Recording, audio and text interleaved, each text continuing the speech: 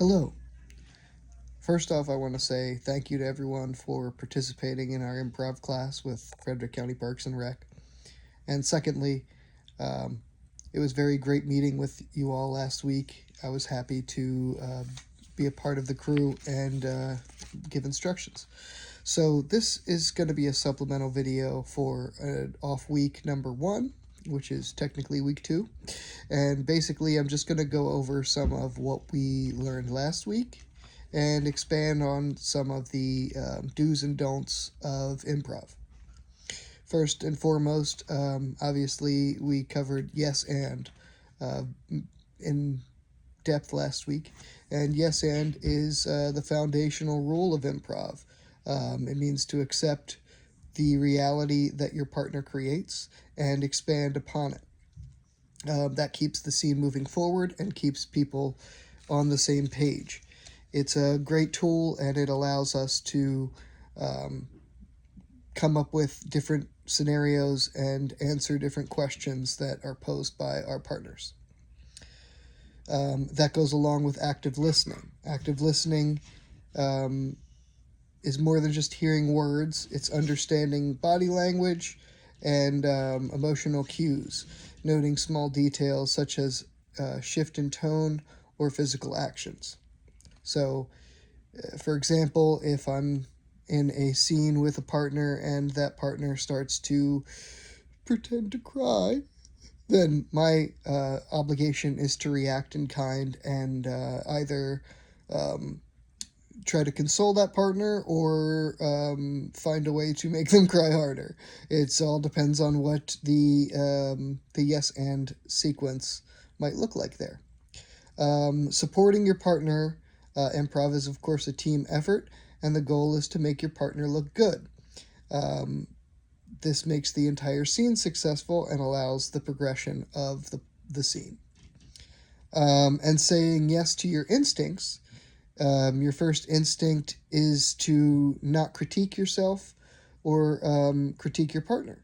It should be to agree and add in kind. Take risks with your idea, and your ideas and creativity are crucial for the scene. Object work, which is something that we're going to work on next week, is props and using props to implement the scene and create a greater in-depth look at what we're looking or at what we're trying to perform. I'm going to share a video from Whose Line Is It Anyway along with this video. It'll be in the comments or in the summary of this video, so you can click on that and look at some of their ideas and hopefully gain some of your own when it comes to our prop work next week. And with that, there is a disclaimer required because they are a little bit, let's say, not politically correct in some circumstances. So just keep that in mind while you're watching the video. But the object work or prop work is to react with invisible props or creating an idea for the props that you see in front of you. So just because something looks a certain way doesn't mean that it is that thing. It's whatever the partner decides to make that object. Remember to add to the yes and factor. The prop may look like a pool noodle, but it may also actually be an oar for a boat or a giant telephone. It's completely up to the player. And establish who, what, and where very quickly so that we are able to add on to those ideas. Establishing the who, what, where is how your characters are going to be created and how the conflict and the foundation of the scene are able to be progressed. Commitment. Fully commit to the character and the situation, no matter how ridiculous it makes the scene, or whether it's compelling or not, or believable or not. It's going to add to the idea and create a sense of balance when it comes to what we're performing. And make strong choices. Hesitation kills comedy.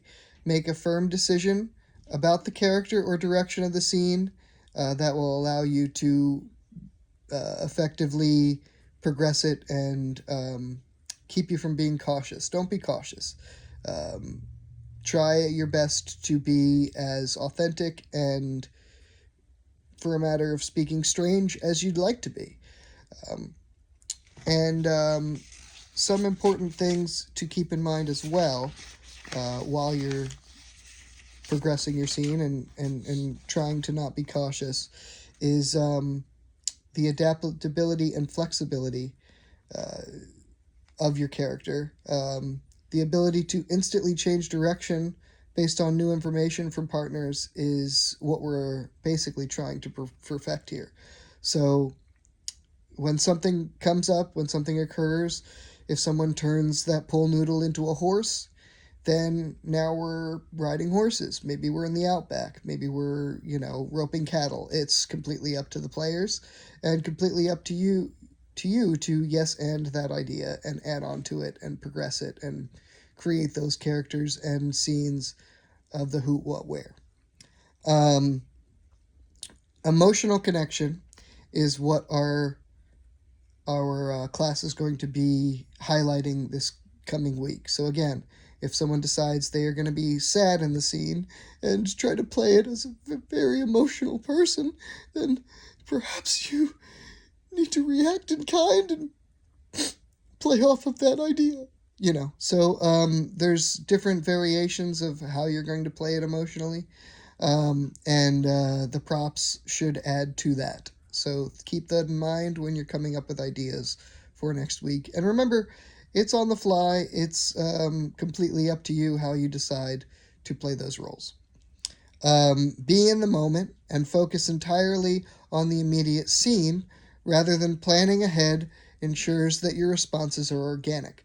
So whether or not you've come up with a baseline of ideas, that's great. But don't be afraid to completely change them based on what the partner puts forward. Practice your emotions, practice your anger and your sadness and your regret and fear and all these things, and have those ready, but also be ready to switch up what you're going to do on a whim. And observation is an important cognitive skill to add to the program. Noticing and reacting to small physical or verbal cues from your scene partner allows you to add to the idea and create a stronger base of connection and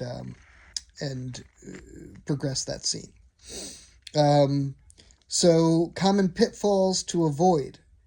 This is something we did not go over last week, so we'll be going over that more in depth next week. But blocking is a pitfall to avoid. Refusing to accept the changing context of your partner's idea, creating an invalidation of that idea is called blocking. So basically, if someone decides to add something to the scene, remember, it's yes and. It's never no, never but you, never this, that, and the other. Add to that idea. No blocking. Asking too many questions, unless that's the game you're playing, it can force the person to do more creative work, but also you don't want to change it into a grilling scenario. Nobody's on trial here, so you're going to try your best to respond in kind without getting too into questioning the others. Unless, of course, again, that's the game we're playing. And don't try to be funny, which is easier said than done in some circumstances, but a great improv character is situational, and focusing on being funny often makes the scenes less effective. So if you try your best to